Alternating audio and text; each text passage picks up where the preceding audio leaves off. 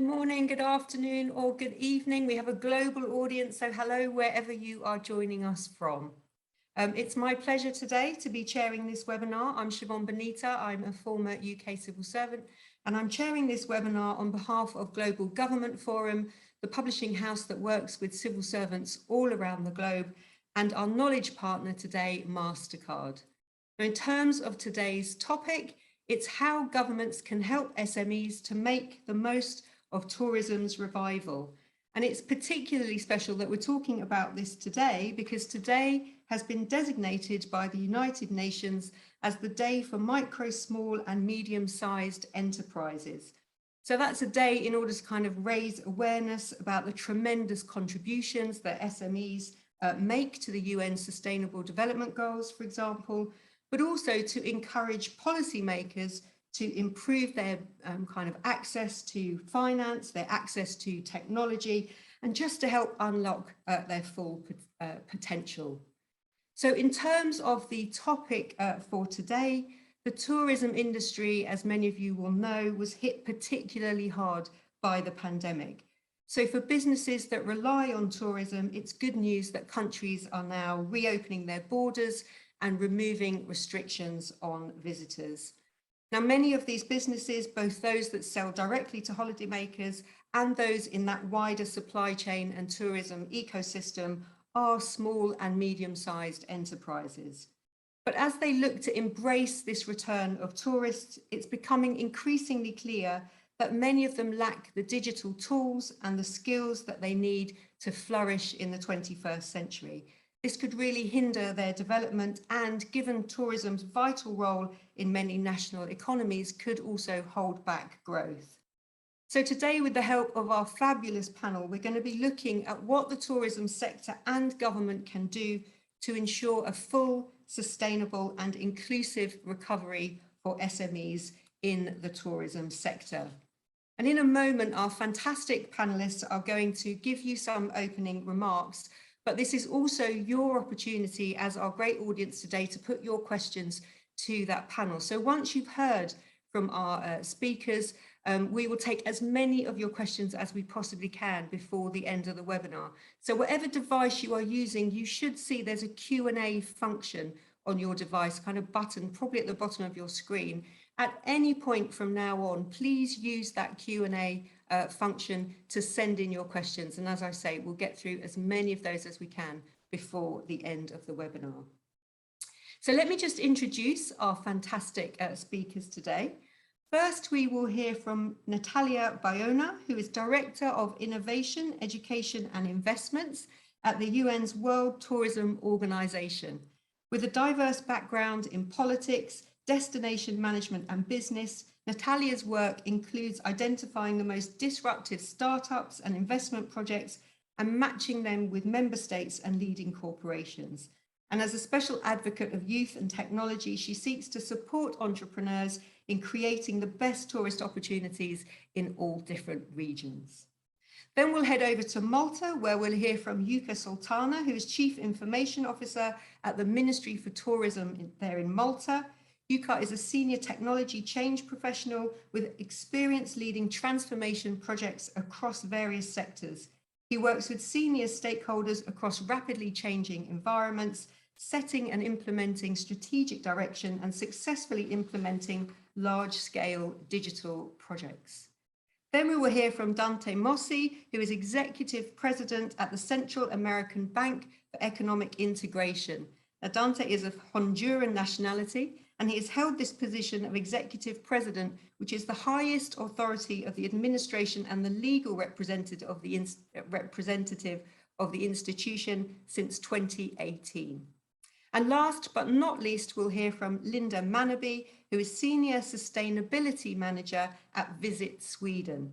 Linda is responsible for running and managing the sustainability work both nationally and globally at Visit Sweden, which is owned by the Swedish state via the Ministry of Trade and Industry there. Linda brings a wealth of private sector experience to this position from different industries and sizes of companies where she's helped to develop and integrate sustainability into those businesses. So I'm sure you'll agree with me, we really do have a stellar panel here today. Please take this opportunity to send in as many of your questions as you possibly can. Before I'm going to invite Natalia to kick us off with her opening presentations, I just want to engage the audience a little bit and for really the benefit of the panel members as well, get a sense of where the audience are coming from. So to our brilliant audience today, we're going to give you 2 polls to answer. Here is the first poll.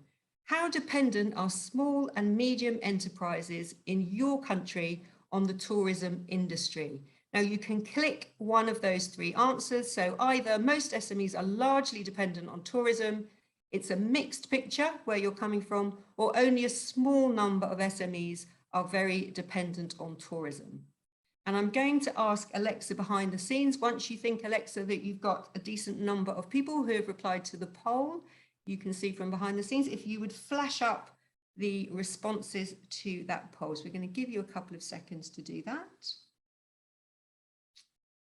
Okay, and then we will see the responses. Okay, so 27%, so about 2/3, so 60% of you say it's a mixed picture, with only 13% there saying only a small number of SMEs are very dependent on tourism.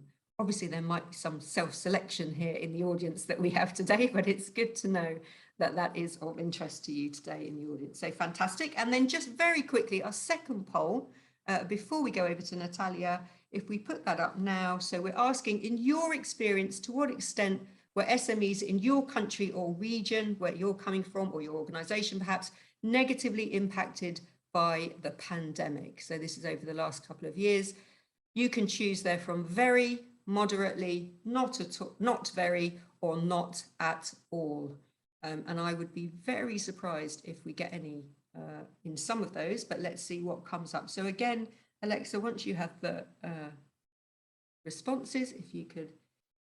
Yes, so there we go. Probably no surprises there, but 91% of you who answered that, SMEs were very impacted by the pandemic, and probably safe to say that of all the sectors impacted by the pandemic, tourism was hit particularly hard. So, food for thought for our speakers as we head over to Natalia for our first opening remarks. Over to you, Natalia. Thank you so much. It's my pleasure to be here today celebrating with MasterCard during the Global Government Forum, because of course, as most of you know, 80% of our tourism sector is created thanks to the power of the small and medium enterprises. So today, you know, this is the bright of working in tourism. I was before celebrating the Pride Week here in Madrid, one of the most opened cities in the world. And now I'm changing the hat and I'm talking about the innovation and digital transformation. And I love the name of the panel about how governments can do to empower SMEs through digitalization. So this presentation that I have here today is part of what we are partnering today with MasterCard, and we are celebrating that we already signed this agreement to at least empower 2 million SMEs all around the world thanks to the power of technology. So on the next slide, we will see why tourism and why the Digital Futures Program. As most of you know, 4% of the global GDP is the direct contribution of tourism in the economy. After COVID or during COVID, for no one today, it's a surprise that tourism is one of the most powerful sectors when it comes to economic growth. And in the next slide, we can see what I was saying, 85% of the tourism value chain is made up by small and medium enterprises.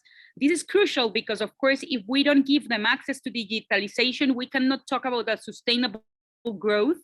We cannot talk about inclusion. We cannot talk about the diversification of our economy.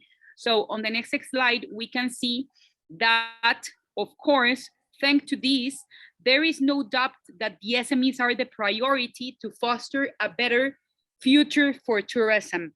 Not only on innovation, when I talk about the startups, but also when I talk about the traditional companies, the traditional hostels, boutique hotels, travel agencies, tour operators, manufacturing goods, merchandising goods, those are part of the chain. And of course, restaurants, hotels, but maybe more of you, most of you have been traveling around the world. And when you go to emerging markets and you want to pay, for example, with a digital card or with your mobile, it's impossible. And that seems to be easy, but it's part of the competitiveness of a destination. So today, when digitalization has been accelerated, we are here to help them with MasterCard. So in the next slide, I would like to present what are we seeking. So the UNWTO is seeking, of course, to accelerate the economic recovery, and of course, by helping our most important tourism value chain to help them not only on accessing to technology, but also to help them to learn on how to use it. I remember when during the lockdown, we received survey from MasterCard that told us that most of the challenges to access to digitalization from the small and medium enterprises were, first of all, the cost, and second of all, maybe the technology was free, but they didn't know how to use it. So that's why we are working on this program, on the Digital Futures program, to help them, first of all, to bring education, and second of all, to give access to the tools. So on the next slide, we will see that we would like to reach at least 2 million SMEs all around the world over the next 3 years, and give them the possibility to study, and of course to empower them through new tools. And in the next slide, we can see that the idea is, of course, to cover the 5 regions of the world, to start by 22 countries, to start, of course, with Arabic countries, Portuguese countries, or the Portuguese market, of course, the Anglo-speaking countries, and the Spanish-speaking countries. So we are talking at least that for the first 2 years, we will reach a market size of 6.8 million SMEs, but we will cover, at least in the first 2 years, 1 million of them. On the next slide, we can see as well what is the journey, where we are. Last May, we did a call for SMEs with MasterCard here in Madrid again, and it's very easy. So inside the UNWTO website, you can see the Digital Futures program. An SME goes and take the diagnostic tool, where we are giving them a free assessment on where they are related to digitalization and technology. Then they use a digital path from the 4 priorities that we have designed, and then they access to digital tools through specific trainings. Once they are trained, we work to give them the technologies with the governments. So here we are promoting public-private collaboration, and then after they study, MasterCard is ready to give them part of the digital tools that we need to empower and to strengthen the competitiveness of our private sector in tourism. So in the next slide, we can see that, of course, the priorities are connectivity, business growth, e-commerce, big data analytics, and payments and security. So the idea is that after an SME takes the assessment, they pick one, or they choose one of these paths, and then after they are enrolled in some short courses with a certification, then they will be ready to access to digital technologies, thanks to the power of top tech companies as MasterCard. But the idea is to diversify this and to include more tech companies as possible. So we are working in parallel with Cisco, we're working with Facebook, with Google, with Amadeus, with Amazon, among others, and Telefónica, of course, here in Spain. On the next slide, we can see that, of course, this is really easy. This is an example of how the path goes. So as you can see, there are the 5 blocks of the 5 courses. You enroll the program, you get the assessment, and then you pick up one of the 5 courses, depending, of course, on the assessment. And on the next slide, we can see that, of course, and just to finish, going digital, of course, is more urgent than ever, because there are many facts and figures that prove this. SMEs acceleration, of course, is tourism growth. Without their acceleration, we cannot start this journey together. So here, this project began, to be honest with you, when I decided to create my Eisenhower Fellowship. So I was studying to see how to give skills and to update skills of the most vulnerables, that are, in this case, the traditional SMEs. And I saw that through the power of a UN agency as the UNWTO, through the power of public-private partnerships, we will be able to accelerate this growth, and of course, to have a more sustainable growth for everyone. So I just want to end by inviting all of you to choose this, to promote this program. This program is not a UNWTO program, it's a program for all the countries, for all the SMEs. It's free and is full of quality content that we are building for you and for making possible what we feel today that it's impossible, that is bringing tools and giving access to education to those traditional companies that, of course, thanks to the pandemic, has been one step down from the digital transformation. So I encourage all of you. Once again, I would like to thank MasterCard for this invitation, and I would like you to be part of this program as part of what we are doing together. Thank you so much.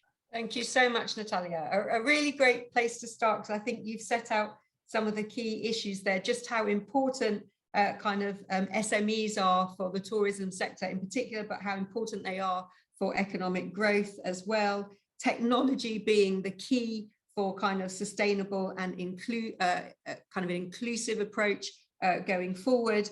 But also what you said there, using digital technology to help improve the customer experience, but also the importance of skills and training. So it's not good enough just to give SMEs this technology, they need to know how to use it as well. And really good to have that specific example of the program that you're running with MasterCard and others, and the importance of the private sector and the public sector working together on all of this. Thank you so much for that opening presentation. And Yuka, I'm coming over to you now in Malta.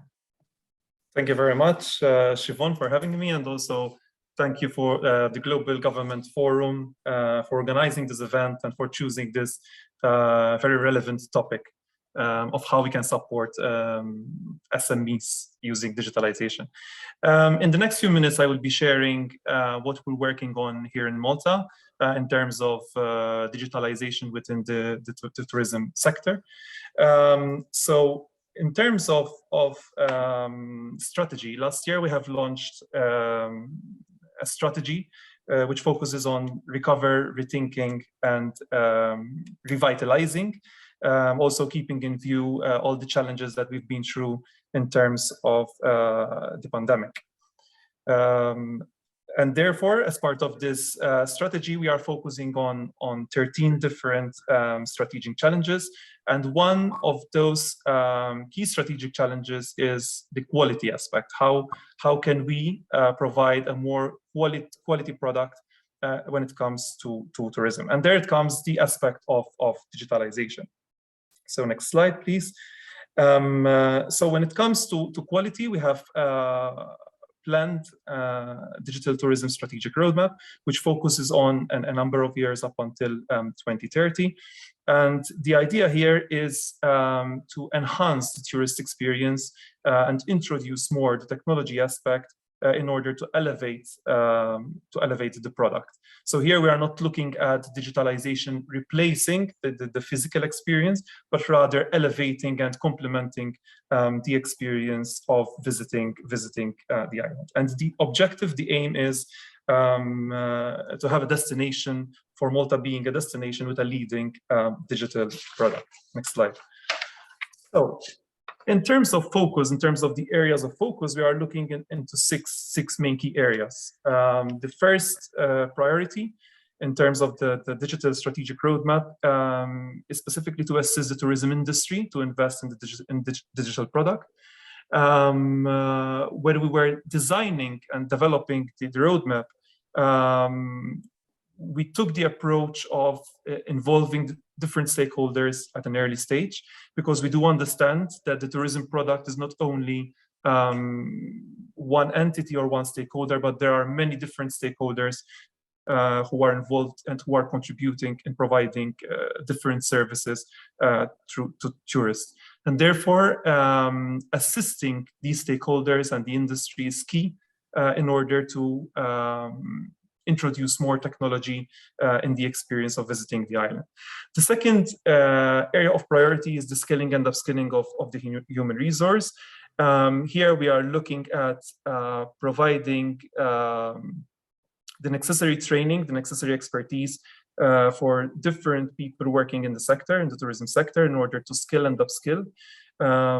Also keeping in view the challenges when it comes to the shortage of finding the necessary human resources.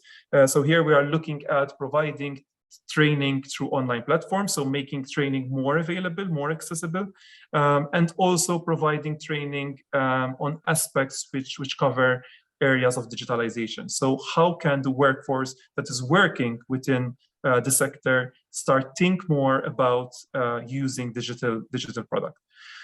The third aspect is the enhancing the digital experience towards personalized itineraries. And here we are looking more towards the tourist journeys. So we are studying the different tourist journeys from the point that the tourist is interested in visiting the islands to the point to visiting the island, having an experience within the island, and also assessing the feedback after visiting the island. The fourth aspect is investment in technology and data infrastructure. We are seeing a shift also when it comes to the effects of COVID, whereby a lot of people are considering traveling and working at the same time. So there comes the aspect of ensuring that the destination has the necessary technology and the necessary data infrastructure in order to also meet these new expectations. There is the aspect also of the cross collaboration with stakeholders, which in my opinion is key. And there's also an important aspect for this conversation, because I believe when it comes to helping and shaping policies, when it comes to assisting the SMEs, I think we need to engage at an early stage the different stakeholders. And it's very important that we start looking towards co-designing and co-ownership of such policies and such strategies. And this is one aspect that we focused on when it comes to this roadmap. And the last but not least, which is equally important, is developing research and innovation. We need to start looking beyond what we're offering as a destination currently, and we need to look into different ways of how we can address the challenges and see the opportunities that we have by involving the aspect of innovation, the aspect of research, and investing more in this area. Next slide, please. So the digital strategic roadmap looks specifically at more than 40 different initiatives. So it's quite an ambitious plan of implementation, and we're looking in terms of implementation up until 2030. So we're seeing different initiatives starting at different phases, different stages up until 2030. Next slide, please. Obviously, I won't be going into the detail of all the 40 initiatives, but here I picked some key initiatives that we are looking at. For example, the use of data, sharing of data, open data, provision and development of different APIs in terms of developing more interoperable services, seamless services. There's the aspect of providing sustainable structures and developing one-stop shop services for SMEs and micro enterprises in order to help them digitize more, in order to help them think how they can digitize and become more efficient and effective. There are initiatives which are focused on the creation of mobility as a service. So how can we, again, develop more interoperability when it comes to planning, booking, ticketing. So we are trying to move away from having, for example, different ticketing systems for different services. There is the aspect of setting up governance framework for the strategy. And this is an important aspect because when we are developing such plans, it is important that you measure, and it is important also to have a baseline of what you're measuring. So here we are looking at understanding what is the current state of digitalization in the sector, and what can we do in terms of these initiatives, how can we measure these initiatives, and what will be the impact of these initiatives once they are implemented. We're looking also at new niche market areas, travel tech, sustainable tourism. I can also refer to that at a later stage on what we're doing on this front. And also there are other ideas around experiential tourism lab for innovation and organizing travel tech hackathon. So there are many different initiatives, concrete initiatives that we are looking at. Next slide. So in terms of the approach of development, as I said earlier, this roadmap is an enabler of the tourism strategy.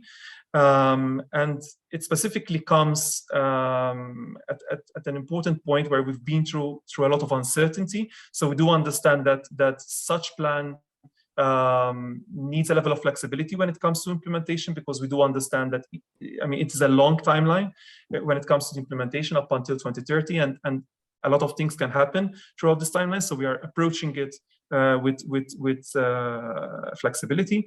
And we are looking also at a mixture of top-down and bottom-up approaches. So when we were designing this plan of implementation, we were discussing with different stakeholders, both top-down and bottom-up approach. And the aim is to innovate and have innovation as a means to enhance the visitor experience. So the focus here is around the customer, the tourist. How can we enhance that experience around visiting the island? And basically, this document is an enabling document for future investment, for funding opportunities. So this document, we are using it also as a baseline, as an anchoring point for investment. And as I said earlier, it is a collaborative document, working document, shared across different stakeholders. So my last slide, and to conclude, this is a very important point for us as a learning experience, also developing this plan. We do understand that, we do realize that when we're looking at the tourist experience, there are different stakeholders involved. It is not just the public sector, it is not just the private sector, there are also the NGOs and different stakeholders involved.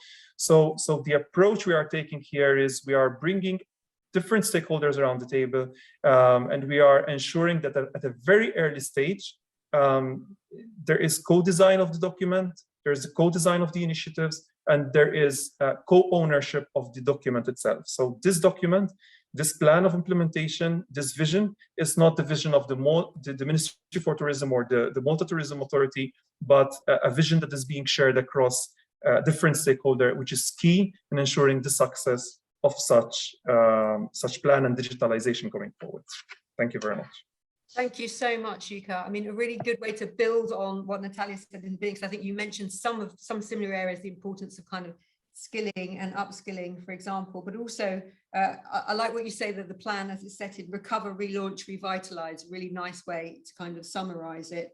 But also some interesting things you said there, just about the kind of changing nature of tourism and the changing nature of travelers and visitors' expectations. So some people traveling and working at the same time, for example, you gave that as an example. And three things I picked up for policymakers who will be in the audience today. So the importance of kind of co-design and engaging stakeholders from the start, the importance of measuring policies so you know how effective these new policies are, and then just the fact that collaboration piece, so lots of different stakeholders, again, that message that this is not just government, not just the private sector, it's everybody working together. Thank you very much, Yuka. We're getting questions in already, so thank you so much to the audience for those. And I'd just like to say to, I think it's Mthembu from South Africa, we will send round any links to documents that are mentioned or reports that are mentioned, so we'll make sure that you get all of those after the webinar. But now I'd like to invite Dante to give us his opening comments. Thank you very much. Suddenly I want to go to Malta and to Spain as well. Reading from Honduras, and just let me just as a starting phrase say that during the pandemic, we really watched out of belief how countries were shutting down borders, shutting down events, and so it was really sad when many companies actually went through really hardship to deal with a reality that was changing so fast. So in our case, as a development bank, governments ask us, what can you do? And so we went ahead and created a very unexpected program, I would say, a recovery program, to help out small and medium-sized companies. Cavey, actually, I should have said this from the onset, is a development bank for Central America. And so our loans are in dollars. So most of our target market were actually small and medium enterprises who were able to generate US dollars, so linked to the tourism sector. So we had a bias towards the tourism sector, small and medium enterprises. Yet, so the program started with about $350 million. And what was new about the program is that this was a 5-year loan with 2 years of grace, with a guarantee fund, technical assistance to help small and medium enterprises to take a second loan during the pandemic. And we will help them out providing a guarantee fund, so they will not be afraid of taking a second loan. And we will actually encourage them to innovate. So what happened with that? So amazingly enough, it took off. And many companies actually decided to take the loans, and they actually started to do things differently. For example, delivery services. They improved the internet experience, websites. We chatted, we heard the previous speakers, the importance of delivery services.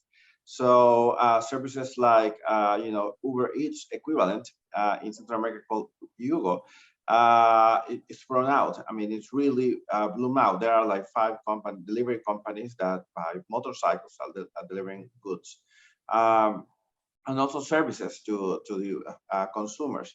We had several tourists that decided to stay in the Caribbean and work from there. So the demand for certain services were very high by these specialized new tourists. So the small and medium enterprises had to adjust. I mean, the program was so successful that we increased the size of the program to $850 million. We had contributors such as UN Women, the European Union, and added money to the guarantee fund, because we discovered that many of these small businesses were actually led by women. And so we had a way to do some positive action in our lending program with the private sector in the middle of the pandemic. So there was no need for government, programs to be in place for these loans to work. Yet, we are seeing that there are things that we need to chat with individual governments. For example, these delivery services require a good mail service. How do you send stuff overseas? How do you send stuff to other countries? And how do you pay? How do you get paid for these services? In this very ambitious program that we had, we had some unexpected new friends. I should say that countries like the US, that is not a member of CAVE, actually came out with funds for this program that I'm mentioning.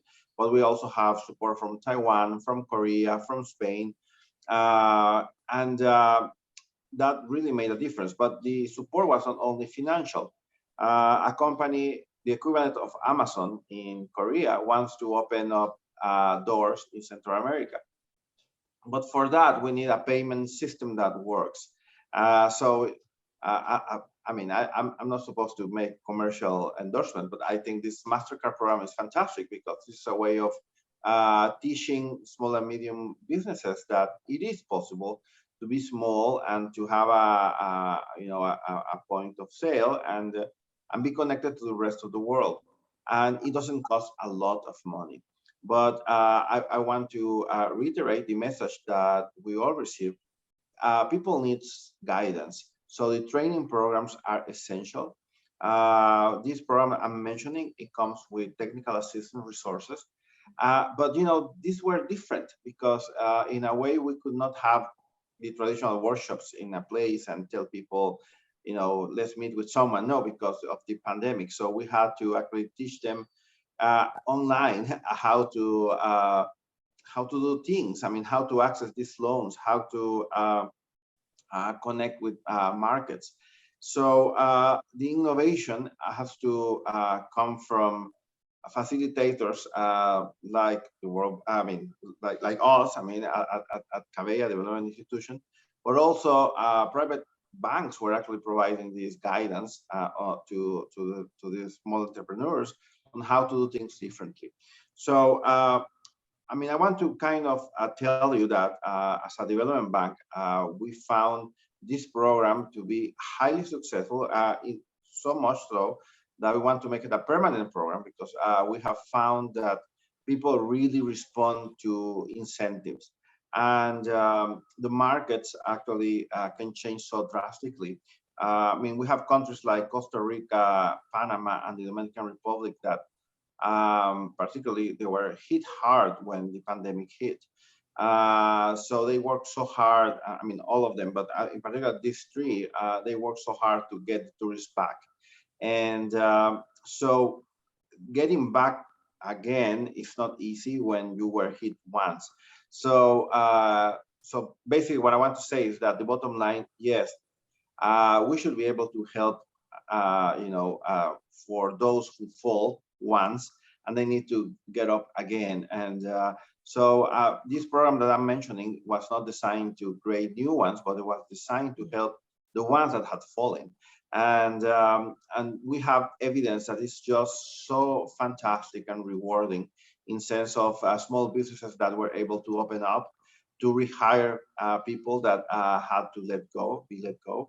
And so this is the kind of feedback that we actually like a lot.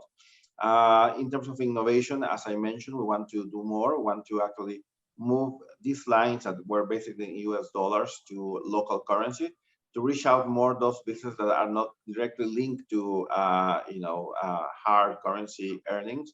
And also we want to connect to other markets, as I mentioned. Since the price of shipping is so expensive now by sea, suddenly shipping by air doesn't look that bad as an option. So we are opening new markets, in this case, Central America and Asia, and why not Central America and Europe. So just wanted to kind of wrap it up by saying that financing can help out. And I would say governments stay out of it. So I mean, I think it works fantastically, but we want you in terms of the public services around it, how to pay taxes, how to ship stuff, how to import goods and services, and make it easier for the small and medium sized companies. So with this said, also I forgot the public good that was essential in Central America that was provided by the public sector were vaccines. And so all this public health dimension that was very aggressive in some countries paid out. Some other countries like Guatemala and El Salvador and Honduras and Nicaragua, they shut down the borders. I thought it was so drastic when I heard that by the president. Said, "Are you nuts?" But I think it paid out in terms that it contained a bit the pandemic during the first day, so it helped out. So with this said, I want to just end up by saying, yes, it is possible to help small and medium enterprises that are tourism. Thank you very much. Thanks so much, Dante. Really nice to have that kind of overall very positive, I think, reflection on the last period. So interesting to hear that because of what you offered in terms of kind of guaranteeing, well, providing funding, but guaranteeing kind of loans so that people could have confidence to take a second loan, then you had other players coming in. So you had the UN Women, for example, and the EU also coming in to give funding. So really positive impact on female-led SMEs in particular. So nice in terms of that gender story there. So successful, which is good to hear that you're planning to make this a permanent thing now and expand it to new markets. And good to have some of those specific examples from countries like Costa Rica, Panama, and Dominican Republic, where they really put an emphasis on kind of innovation, using those digital options and new technologies, and came out of this particularly strong. So thank you so much. A very nice, optimistic kind of upbeat assessment there. And last but not least at all, we are going to hear from Linda from Sweden. Thank you very much. I'm so very glad to be part of this webinar. I work for Visit Sweden. And before that, I used to work as head of sustainability at Grant Thornton and work with a lot of companies and help them to transform their businesses and integrate sustainability. I will bring in the sustainability perspective, I think, in this. But it's so good to see when companies really understand the power of integrate sustainability in the business and see that you can have a good and developed business and still create values for owners, stakeholders, and in society with a low negative impact at the same time. And it also brings in a better chance and possibility to attract capital, people, and survive for long term. So it's really a good experience. But in Sweden, our government this autumn, they launched a new strategy for sustainable tourism and a growing hospitality industry. And it's, of course, based on the UN global goals. And the overall vision is to become the world's most sustainable and attractive destination based on innovation until 2030. So it's quite offensive strategy or vision, but it points out 5 very important areas like simpler business, job and skills, knowledge and innovation, accessibility, marketing and communication. And what's interesting is that in all areas, sustainability, digitalization, site development and cooperation are key elements to success. And I was recently in the northern part of Sweden, and it used to be quite depopulated, but now it's a really upcoming and thriving area. It's new innovative impact companies starting business in that region. And an impact company is a company where the business contributes to solve a global challenge like climate challenge. And those companies are also very attractive from investors all over the world. And the region talks much about acceleration and cooperation. And you can feel the hopefulness in that region, and it's a future growing area. The hospitality industry in that region plays a major role in the site development in the long term to create good conditions for a growing society and attractive place to visit, but also to attract future employees who want people to work and live there. And in terms of small and medium companies, economic long-term perspective and good financial structure is essential and a prereq for a sustainable way to run a business. Long-term business also adapting its business to the changes in the world, find new attractive opportunities for travelers, find smart ways to share labor between winter and summer destination, and also to have an active dialogue with stakeholders and the local community, of course, is important. And in Sweden, it was made a study where it was found that laws and government regulation and lack of access to suitable labor was the main obstacles to grow for small and medium businesses. To ensure the progress in this area, Swedish government will look for more digital processes, share knowledge about how digital tools can be used, ensure accurate and easily accessible information and flexible education system for this area. And I guess also probably more incentives for smaller businesses, where, for example, there are linked loans for larger companies where you connect the sustainability goals to better interest rate. So this is something you probably can use also for smaller businesses. And also small companies can market the service digitally towards the global market and take part of a global competition. But as you all know, tourism is based on people moving, and accessibility is very important. But it's dependent on function interplay between different modes of transport that facilitates the whole journey from start to destination.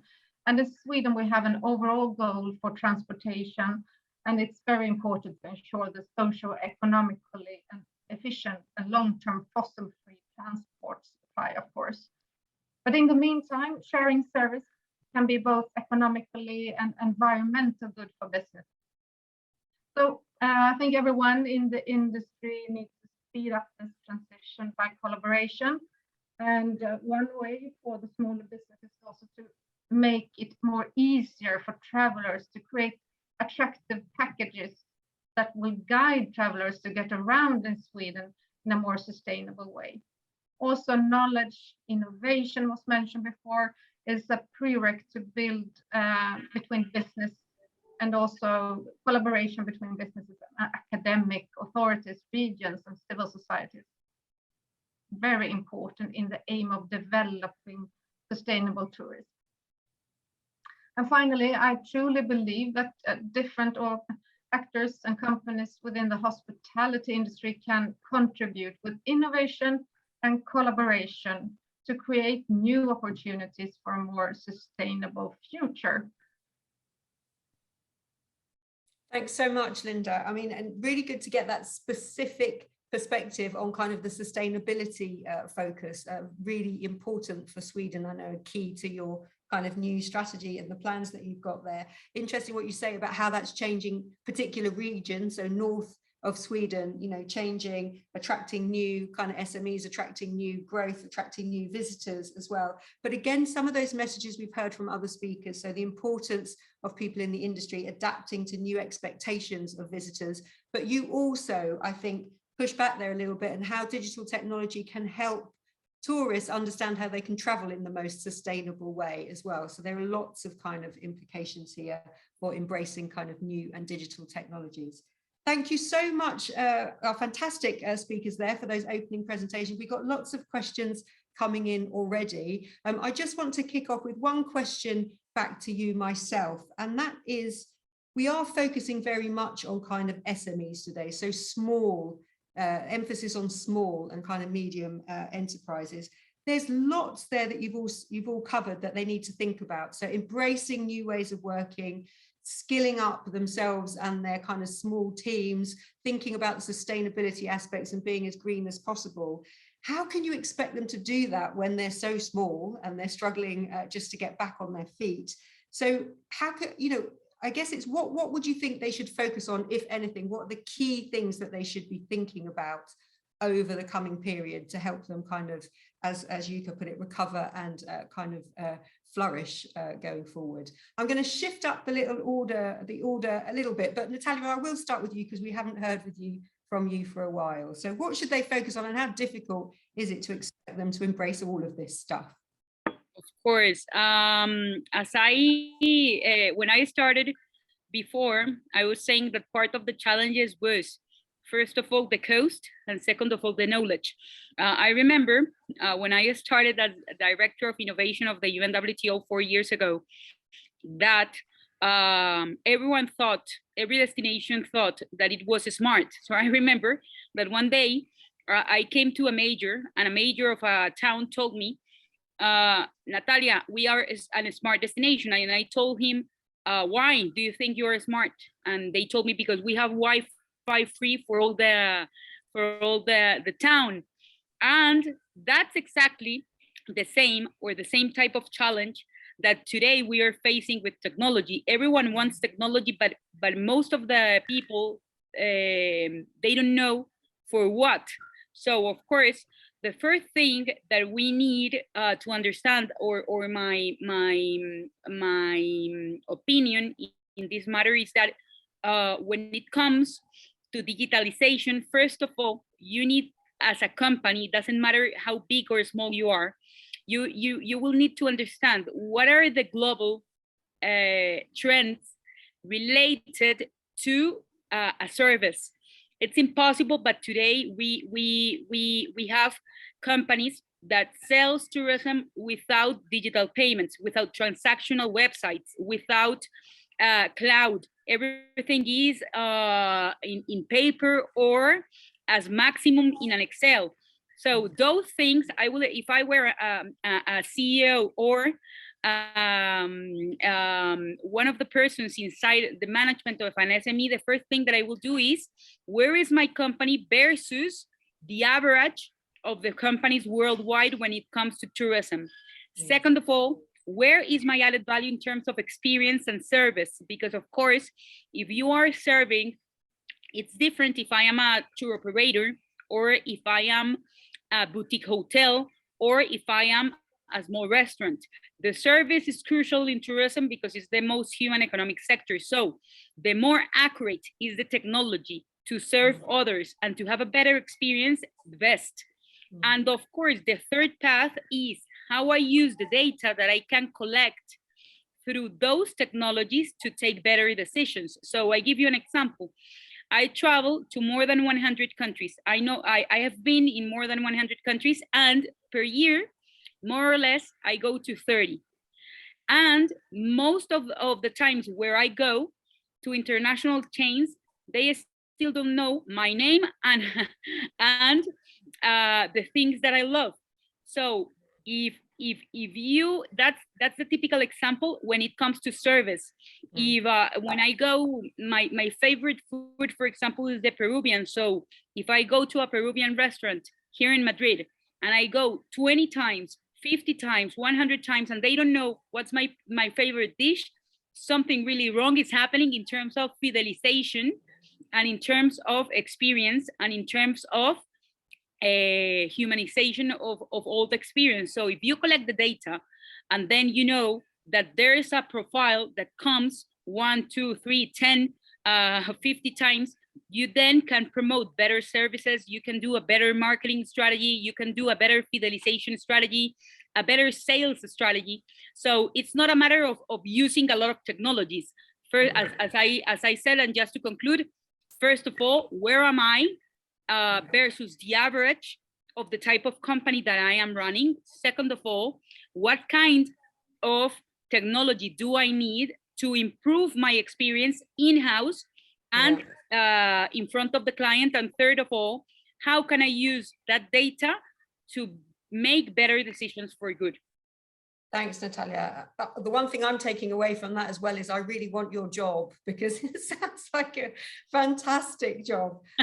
So data, benchmarking, and what technology kind of do I actually need? 3 things there. Yuka, you're nodding your head. Do you agree with Natalia on those? What do you think are the key areas that SMEs should be focusing on? Yes, very important points raised by Natalia. And to add to that, I think when it comes to digitalization, we shouldn't look at technology, as we need to focus on the challenges and the opportunities first, and then technology comes later. Technology is the tool in order to enable these opportunities, in order to address these kind of different challenges. And I think one of the key aspects for SMEs to focus on, especially now that we're coming out of the pandemic, is how can micro enterprises and SMEs become more efficient, become more effective, cost effective in terms of their operations, and how then can technology play a role in my operation, in the operation of the business, how it can play a role in order to become more efficient, and how can I elevate the service, as Natalia is mentioning, in terms of service provisioning and tourist experience. So these are key important aspects, and the key message here is it's not the technology. Let's try and understand what are the challenges, what are the opportunities, and then we bring in the technology to try and solve those key aspects. Thanks, Yuka. Dante, I know your focus is very much on the funding side of things, but were in the projects that were successful, did you also see areas where particular SMEs had focused on some things more than others? Yeah, I think, I will say two things. I mean, one is, I think SMEs realize that in order for them to get a second loan, they have to be like in a good standing, not necessarily payment wise, but they have to be in a good standing with the bank. So having good financial statements, the accounts, having an accountant, basic stuff. I mean, particularly for SMEs, having clear accounting was essential, and because they actually were the first one to get access to these funds.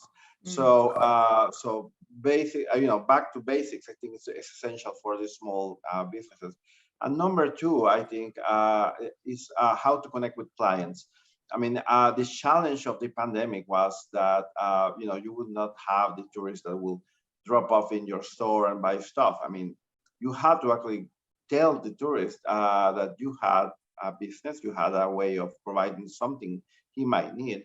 So that meant connecting the small business to social media and be able to use electronic means of payment to get access to this market, which, by the way, doesn't recognize distance. So and that's the added dimension that like if you're in the same town and the tourist is at the beach, I mean, the logistics are relatively easy, but if you are far away from tourists, having right logistics is essential. So this is the second challenge, and we are chatting with some of the large companies like UPS on programs that are focusing on small and medium enterprises and help them connect with the world, logistically speaking. So that's basically what I want. Thanks, Dante. Natalia, I'm not sure if you are still on the call. You might have dropped off. I'm here. You're here, brilliant. Your thoughts on this, where in all of this should SMEs really focus their attention? Oof, that's a very important question. Where we should focus. Today we were talking about this sector, and we can. I totally agree when everyone says that digitalization or technology is a tool that enables people to solve problems. Technology is not the solution; it's the driver. When it comes to the focus, I can say that today, more than ever, the world and tourism is hyper segmented. No, everyone is, every human being is a different world. So I would focus in the transversal values of tourism today. So if I want to upgrade my company or my destination, I would focus by far on sustainability. It's the present, it's the future, it's the near, far, and more than far future. When I see sustainability and innovation, they are not only powerful, but also they are the way we always say to use tech for good is not only about giving others access to technology, is using technology to solve part of the challenges that we have in the sector. I give you some examples: over tourism, oceans and land preservation, climate change. So today more than ever, I have seen that part of the startups, and I remember, 2 years ago when we did a survey to our investment network. And I remember that 50% of the investors that were working with the UNWTO told us that they will keep investing in venture capital and in startups. Nonetheless, that they will really focus on those focused on climate change, social impact, and sustainability. After 2 years, just to give you an example of what I'm saying, venture capital investments got a record of more than $20 billion invested in new technologies, but part of them are focused on measuring sustainability, measuring the impact of tourism, and measuring on how tourism can help education can help youth and can help the most vulnerable communities, the rural communities, among others. So if I were there, that will be my focus, of course, without any doubt. Thanks, Natalia. I'm going to come back to Yuka and Dante in a moment on the sustainability issues. I know that's something Yuka and particularly wanted to pick up on. But before we do that, I just want to do a third poll to the audience, because you've heard a lot now from the speakers, you've heard the presentations. I want to ask on this question of where should the focus be, we're going to put up a third poll to the audience. Which of the following, in your view, would be the most useful for tourism-focused SMEs in your market to help them be better prepared for the future? So would it be investing in digital technologies, training and upskilling, access to finance, business insights, or access to e-marketplaces to promote and sell offerings? And I think you can select more than one. We're being generous today. You can select more than one of those things. You could tick all of them if you think they're all, but really the most useful, do you think? And Alexa will, because we've heard from all of those things, I think business insights comes under the data side of things as well, data to driving your kind of analysis and insight. So Alexa, what do the audience say on that? So investing in digital technologies, training and upskilling coming out as the top ones, then access to finance, business insights and access to e-marketplaces. So that message around training and upskilling definitely gone through very clearly there. Thank you. So I am going to come back to that issue of sustainability, but we've got lots of questions coming in, as I said, and I want to link two questions together that have come in from James Johnstone. And James has said two things. So one, what's the view of the panel with regards to the difference between kind of looking at regional-based SMEs and city-based SMEs? Do they kind of need different types of support, do you think? And then also, how as an industry do we help SMEs position themselves as legitimately local? So I think this question is about how do the small players, what support do they need in a world of kind of the really big business, so big chains and everything in hotels, accommodations, shopping, food outlets, that kind of thing. What specific support do the small SMEs? I think we've touched on a lot of those things. I do think, sadly, that we might have lost Linda, or maybe she is coming back in now. Linda's coming back in now as we speak. Linda, did you hear that question that I asked? It's the two questions from James that have come in. So SMEs need different things if they're city-based and kind of rural or regional-based, and also what support to kind of very small, I think we've kind of touched on that, SMEs, how do they compete against the big chains and things? Dante, I'm going to come to you first on this one. Thank you. Look, I mean, I would say that, I mean, the principle is that distance is dead. I mean, it sounds ominous when I say that, but if you can actually deliver things in an easier way, then you can connect to clients anywhere. I mean, just as an example, recently I went to Cartagena in Colombia, and there were like these really tiny hotels, and they had wonderful, online reservation systems. And you could actually, I mean, from home in Honduras, I could actually make a reservation in one of these very nice hotels there. So, so distance is dead, and so you can reach, as a tourist, whether you want to go to a big hotel, chain hotel, or a small hotel, or whether you want to buy something that's very original, made from an indigenous woman in rural Honduras, or from a kid that I don't know, has done something with marine shelves, and so you want to share that. So it's really easy. So the good news is that the technology, the means are there. The only thing is that we need to help out by relaxing or facilitating, how easy it is to buy or sell across borders, how easy or difficult it is to ship stuff and make it affordable as well. We don't want to kill the business by.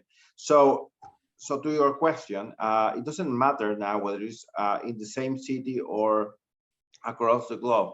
I think the world is becoming smaller and smaller, and I'm surprised how prices, even for air transport, have been falling so fast for small packaging. So I think we need to bet on these innovations and help these SMEs to reach out to the markets, which is no longer the traditional definition of your neighborhood. It's larger than that. Thanks, Dante. Yuka, this issue of then do different SMEs based in different areas need different types of support? And also any thoughts, because I see the time is going. So anything that you did want to say about the importance of sustainability, because we didn't really touch on that very much in Malta's plan, but how important is that in the Malta's? Yes. On sustainability here in Malta, we are looking towards innovation and technology in order to solve a particular problem, which I would like to share. So basically, as part of the ministry remit, we have the cleansing and maintenance division, which is responsible for basically cleansing and maintenance of public spaces. And last year, we have initiated a project alongside with our partners, with Microsoft and European Space Imaging, in order to utilize space data and artificial intelligence in order to detect illegal dumping, bulky white goods that are thrown in rural areas. So the key challenge here, and again, going back to the point of identifying what is your challenge that you're trying to address, is that sometimes we do encounter people who throw for example, construction waste or bulky refuse in rural areas. And this obviously impacts the quality, the level of quality of the destination, because obviously if you don't have a clean environment, and also in terms of sustainability, how can we maintain a sustainable environment? So the key challenge is that, and it is very expensive to address it with manual intervention, sending people, for example, to check hotspot areas that tend to experience these kind of activities. So with technology, again, we're using technology as a tool and utilizing space data. Data is key, and we are utilizing existing data, which is already available, in order to identify and detect illegal dumping before actually it is reported to the cleansing and maintenance division. So here we are looking at changing the way we are operating, becoming more efficient. And here we are not being passive. We are not waiting for the reports to come in by the tourist, by the citizen, in order to clean a specific area. But here we are utilizing technology, we are utilizing data in order to be, at the forefront, preempting what could happen before actually a report comes in. And these are good examples, good use cases of how technology can play a role in order to become more and more sustainable. Yeah, thanks, Yuka. Really interesting case study there of using data and AI in that way.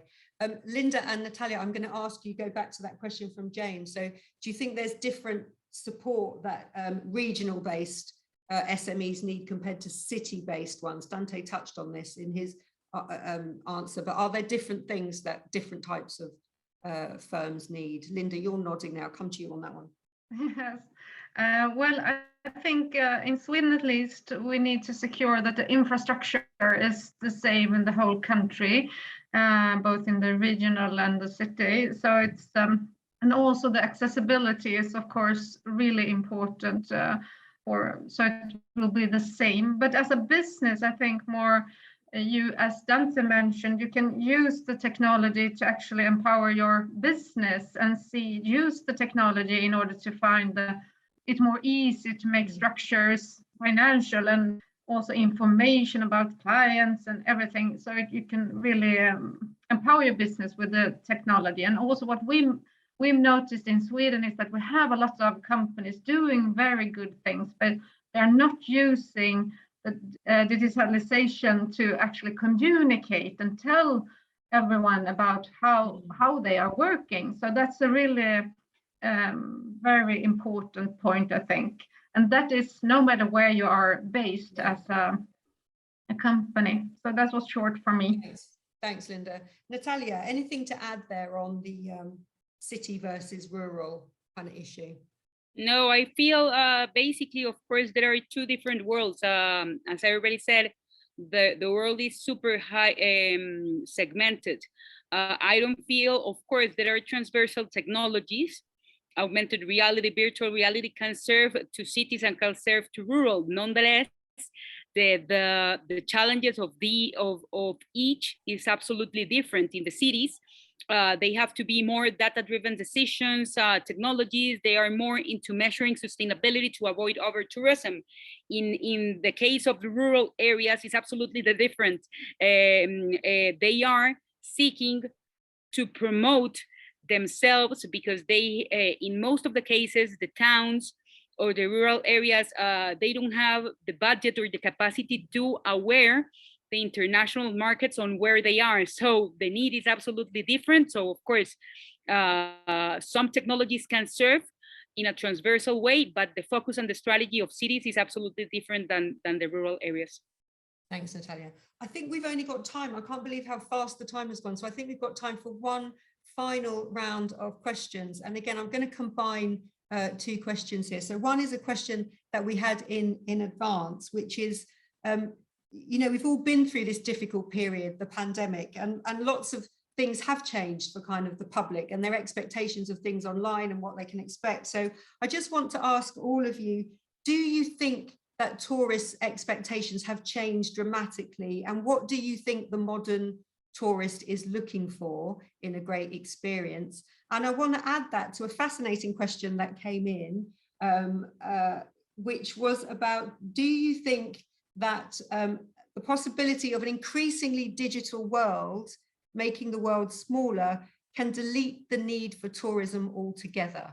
So could we be getting to the stage where things are so digital that we kind of remove the need for tourism altogether? I guess that's a kind of an advert for why a holiday is so wonderful, no matter how digital we become. So those two things, what's a modern tourist looking for, and why is it that digital is never going to remove kind of the actual reality of the face-to-face experience?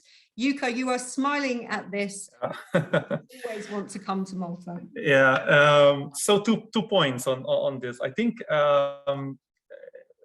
one of the positives of the COVID pandemic was the acceleration of technology, the use of technology. So COVID in itself, with all the negative that it has brought about, has accelerated the way we use technology. So after 2 years of dealing with technology, I believe that people now are more confident with using technologies more often in their day-to-day activity, and this also will apply for experiencing your holidays while you're away. I don't think that it will completely delete. I don't agree with the point of completely delete the aspect of physical tourism, because by nature humans wants to experience the physical aspect. They want to interact, they want to socialize, they want to travel, they want to get away. So all those aspects will remain. But the aspect of digitalization will complement that experience while you're in destination, or while you're planning to go into a destination. So kind of digitalization is helping us more, being more efficient and accessing more information, and helping us achieving more while we're in destination. But definitely tourism is here to stay. Thanks, Yuka. Linda, do you think tourism is here to stay, and what do the modern tourists want? Well, I think almost the same. I think you have a need of actually meet, and we can see now in the world where we have. Oh, I think we've lost Linda's connection there, sad. Oh, no, Linda, you're back. Yeah, can you hear me now? Yeah. Yes, I think it's very important to meet, and also when you see now in the world we have a lot of different opinions. So I think it's really important to meet and to share your knowledge from different places in the world. So I think the tourism will stay, but I think though that the digitalization will help us to travel in a more purpose way, where you kind of very much select where you go and when you go, and make a more sustainable choice out of your travel.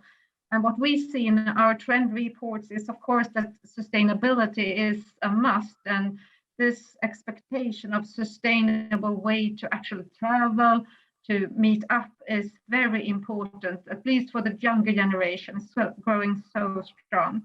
Also, the holistic perspective and nature is also very important for a lot of tourists.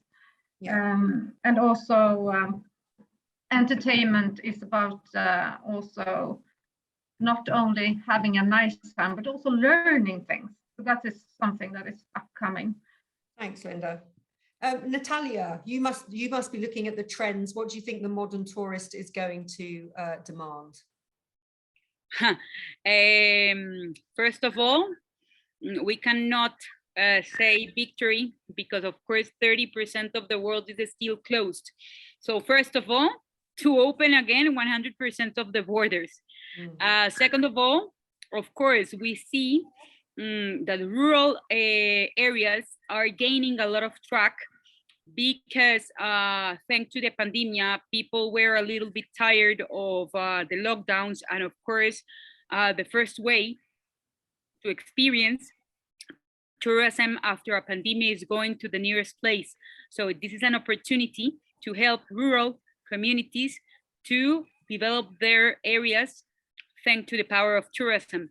And last but not least, of course, as you have seen, the revolution of tourism is that big that once you open and once you assure security and confidence, everyone is coming. So when you talk to tour operators here in Europe, where 50% of international tourism came before the pandemic, the numbers are raising, the expenditure is raising. We changed. This is a perfect example. The average expenditure of a tourist before the pandemic was $1,000. Now it's $1,400. So that's another fact that help us to understand that people want more quality, more responsible tourism. And of course, I have seen, for example, in the startup competitions that we are doing, that there are a lot of startups that are working to measure sustainability, to measure or to create net zero solutions. So I see it's a revolution guided, of course, by the UN, when our Secretary General says that renewable energies is the present. So of course, every single thing that I see as a priority goes into a better and sustainable future for everybody. And tourism has the opportunity or the unique opportunity to lead by example. So I see rural development, second of all, measuring technology, and third of all, of course, everything that is related to social impact and to give back to the society and to a better society. Thanks, Natalia. Dante, it's quite hard to come last on this one, so I think lots of people have covered everything, but how do you see the future being, and will we not need? Thank you. No, I mean, look, I mean, I always like to, raise to the challenge. And let me tell you that our program actually helped out to, for a proposal that was approved by the Green Climate Fund, and which is a very similar program in even softer terms. And what we want to do with that is to provide SMEs in the poorest areas in Central America with very cheap financing to do sustainable things, such as get solar panels to generate electricity for refrigeration or for water pumping, and also electric mobility. I mean, talking about the Uber Eats, I mean, how do you deliver things? We are really looking up to Spain and to Asia, particularly Taiwan and Korea, on how they are doing with electric motorcycles. So tourists can actually help out the environment by making decisions on sustainability.